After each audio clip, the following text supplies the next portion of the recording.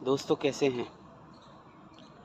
इस संसार में कोई भी मनुष्य दुखी नहीं होना चाहता और उतना ही शाश्वत सत्य ये है कि दुखी होना सबके भाग्य में निहित है, आज कल या परसों।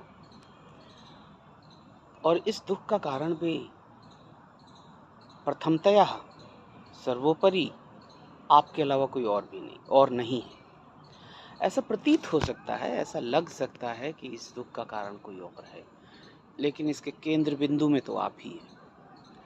आभासी तौर पे ऐसा लग सकता है कि आपके दुख का कारण आपका कोई पड़ोसी है या आपका कोई अपना घर वाला है, लेकिन वास्तविक तौर पे ये अगर दुख हो रहा है तो इसके रचयिता, इसके जनक आप खुद हैं।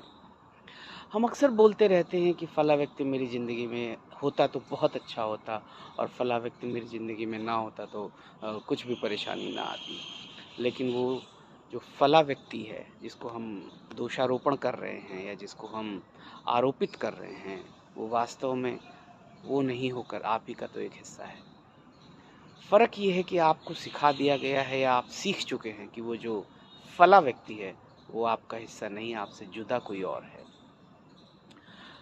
कुल मिला के मेरे कहने का मतलब ये है कि कोई व्यक्ति आपको ऐसा लग सकता है कि आप उसकी वजह से दुखी हैं। मान लीजिए कहते हैं ना, तुम मेरी ज़िंदगी में होते तो कितना अच्छा हो जाता, या तुम मेरी ज़िंदगी में ही ना होते तो कोई दिक्कत ही नहीं थी। लेकिन अगर आप थोड़ा-सा गंभीरता से विचार विमर्श करेंगे तो आपको पता लगेगा, हम ही तो हैं रचयिता अपने सुख और दुःख के। हमारे ही होने से तो सुख और दुःख है। सामने वाला तो एक परछाई मात्र है और अनजाने में हम उस परछाई को ही वास्तविकता समझ लेते हैं। तो इस बात को समझिए, अपने दुःख और सुख के रचयिता आप खुद हैं।